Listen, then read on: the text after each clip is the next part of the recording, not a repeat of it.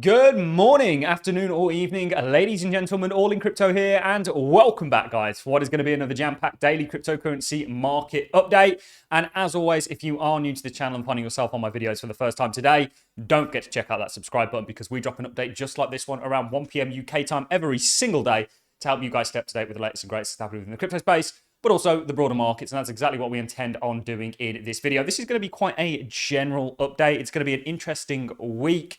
We know what's been kind of plaguing the broader markets in regards to inflation fears that are now seeing implied interest rate readjustment, which is really leaning on risk. And we will be bringing up that NASDAQ 3x leverage wisdom tree ETF overlaid with the Bitcoin chart to kind of take a look at that. And I do think that the broader trend for markets is up. And ultimately, this is just a bump in the road that we will get past. We will drive over it. And what we're going to do towards the end of the video is actually look at the week ahead. We do have PCEs that are going to be coming in, and that's an inflationary metric, potentially a preferred inflationary metric for the Federal Reserve.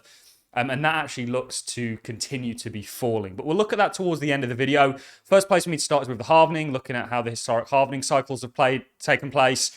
We're going to be hearing from the IMF, which are actually kind of applauding Bitcoin in many regards.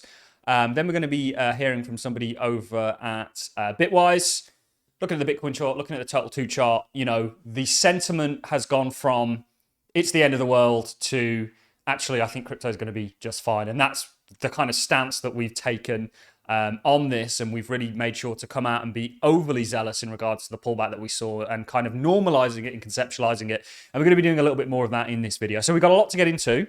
Without further ado, guys, let's dive in. And the first place for me to start is with saying apologies for no daily market update yesterday. Busy, it was the halving, Saturday, got lots of things that we're sorting out. We did do a sort of evening video that I had pre-recorded, but we didn't get a chance to do a sort of daily market update. So we'll kind of catch up on that today. And yesterday was the halving. And what is the halving? Well, the halving essentially is where the Bitcoin supply gets cut in half. It's written into the Bitcoin code that every 4 years, after a certain amount of blocks, the supply of Bitcoin gets cut in half. And this is set to continue. And of course, yesterday that event took place. And we've had this kind of 4-year cycle theory that also lines up with global liquidity cycles that essentially is formed around this. And the bulk of the bull market typically occurs post-halving. So I have been saying this, I'm going to continue to say this, and we have higher technical targets, not just for Bitcoin, but the altcoin market, that the bulk of the bull is still ahead of us. And we think this aligns with global liquidity. We think this aligns with what we're looking at in a number of different places on more of a kind of broader macro context. And of course, crypto on its own technical merit looks fantastic. Altcoins look great. They've come back. They've supported on that 30 weekly moving average. Yes, it was horrific for those of you that aren't used to it in regards to the pullback that we saw, obviously starting from last weekend and kind of continuing into this week. It seems like it's never going to end, but it indeed has, in my opinion. And actually, you're supporting around that 30 weekly moving average. You're breaking out of your basis from any of these altcoins. We've got that real push higher to come. And of course, we're going to look at Total 2 in regards to the altcoin market cap and kind of see where that's at. But yesterday was a big day. It's going to be interesting. You've got this amazing fundamental narrative that's taking place for Bitcoin. You've got institutional adoption in regards to it now being viewed as a genuine asset to hold in a portfolio. If anybody understands portfolio management, I've got a great book up there behind me on advances of portfolio management. It gets quite mathematical when you sort of get a little bit higher up. But it's very interesting that you've got this amazing fundamental narrative, also supported technically by what we're looking at in regards to institutions now getting on board, it becoming recognized as an asset. People will want a diverse asset like Bitcoin in their portfolio, even if it's to the tune of 1% to 2%, which surveys have been done with these big hedge funds in the United States. And they've all kind of said, they're open to that and actually going to be actively looking to do that. And we're still yet to see all of that capital flow into Bitcoin. We've only really just seen the start of it. And if you look at what happened with gold, and I'll show you actually, when it had its ETF back in 2004, it did have, just like what we saw with Bitcoin, ETFs around the world more broadly. But if I dive over to the gold chart, remember, gold very much playing out in the manner that we expect it to. If we go back to 2004, gold went on this run after it. you know, and actually, you know, you could kind of say they're in similar-esque places. Also, the SPY back in 1994, and by the way, log doesn't really do it justice. This does. I think gold's very much setting up a smaller pattern of what it did here, and of course, Bitcoin's an uptrend against gold. But let's not get sidetracked. SPY, very much doing what we wanted it to. Real deep correction for the SPY, but nothing we're really particularly worried about. But the SPY had its ETF in 19. We'll keep it off log. 94, so here. And look at this run up. And that's because you have this capital inflow that comes, and Bitcoin is essentially embarking now on that journey and is very early in regards to it. And Bitcoin is really going to drag the broader space up with it. And altcoins really are still yet to see their time in the sun. We're looking at things like ETH dominance, ETH BTC, and a number of other things to kind of help us work out where we're at with that. We haven't seen Bitcoin dominance roll yet. Some people are saying, will it? You always, every cycle, certainly the ones I've been a part of, people always really start to question, will Bitcoin dominance ever roll? Are we even going to have an alt season? And my answer to that is yes, I do believe we will. And I think a lot of that's going to come fundamentally on regulations and the kind of clarity with them. I don't think that the SEC is going to do too well. We've seen them get their behind handed to them a number of times thus far, and I think that is a trend that we're going to see continue. So, halving yesterday, crypto sort of recovering, looking good. Before we dive into the Bitcoin and a number of other charts, there was an article, and actually this article was based on a paper that was circulating in regards to the IMF says Bitcoin has become a necessary financial tool for preserving wealth and amid financial instability. So according to the IMF, residents of countries with restrictive financial regulations are turning to Bitcoin to move capital across borders more freely.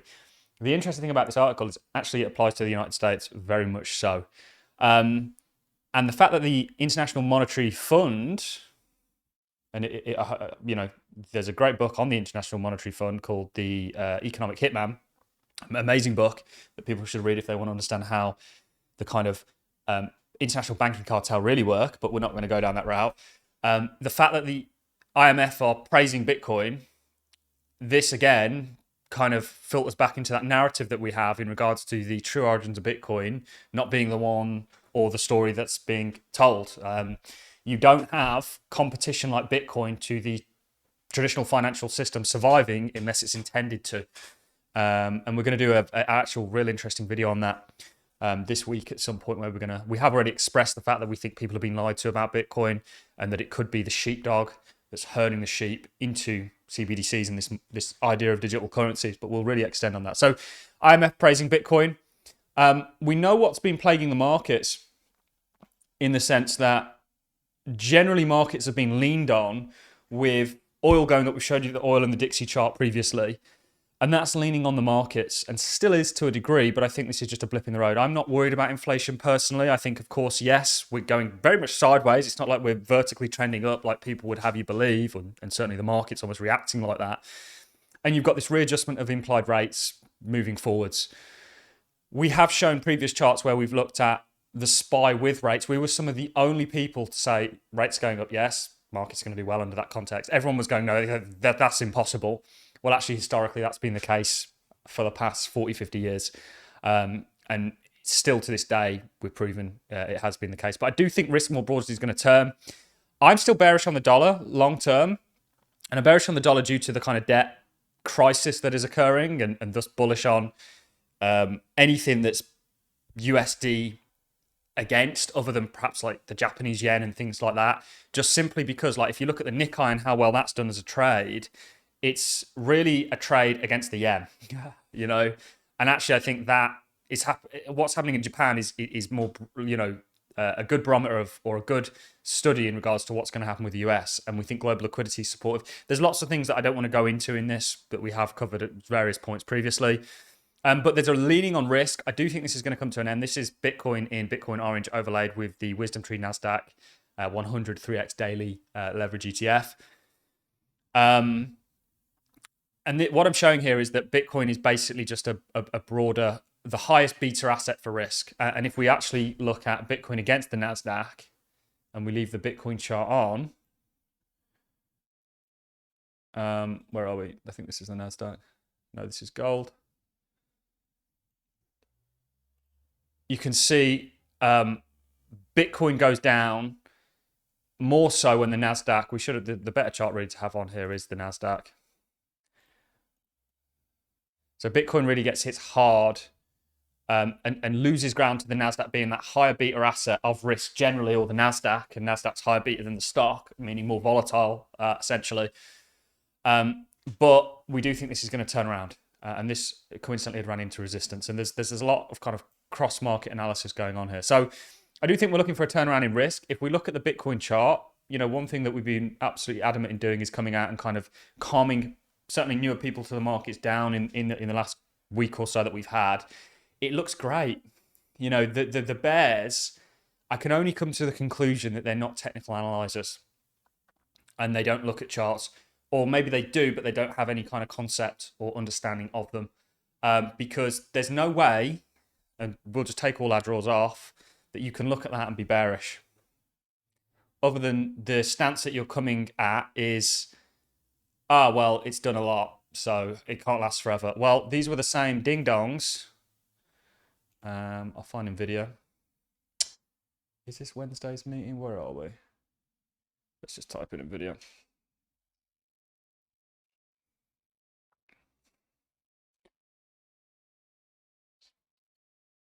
There we go.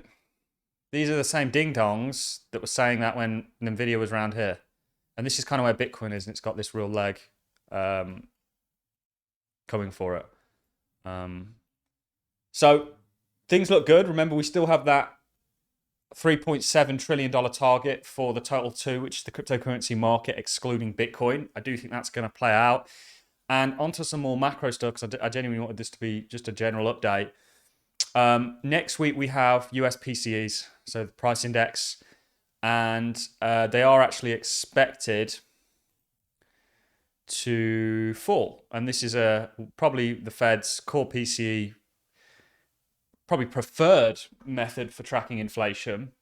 And they've got that 2% target, and you're at 2.8 right now, which was the previous. And the forecast is consensus between 2.6 and 2.7. If this comes lower, what have IG got? IG's got it at 2.5. It was 2.4 at the start of last week. That's going to actually see, I think, the markets do quite well and rates readjust again. And this is why it's important to have a broader context and a broader scope of things, because markets will always readjust to news, or certainly implied news, or they'll readjust in regards to certain models. But if you understand the broader trend and there's no deviation of that trend, then you can basically be on the right side of it. And that's how I think people should position themselves in regards to the crypto space. They shouldn't try and be smart. They shouldn't try and trade leverage. They should just be on the broader side of the trend, which is an uptrend, and make their money in that. I know far more people that have been in markets longer than I've been alive that got wiped out last weekend from leverage trading. I mean, what do you say to that? Don't mess with crypto. You know, it's a different kettle of fish trading crypto, and these people that, you know, act like they do it, ask for receipts, always ask for receipts, and you'll seldom get them. But not to go again on a rant there, but generally this is going to be interesting data. I think this is going to see an easing of the sort of pressure that's been caused by the dollar on risk. So let's go over to the Dixie. In fact, let's go over to oil and then put the Dixie on top. So this coming down, this looks bottomy. It looks like a bit of a double bottom, but I'm not convinced. And I also think the Fed's going to have to choose between actually taming inflation. We'll get the volume off because it never shows. And the economy at some point. And we're looking for labor stats, which we'll get at the start of next month. So if you look at the correlation here, you can see how stark it is. The reason being is because what's been driving the dollar, interest rates, what's been driving interest rate inflation.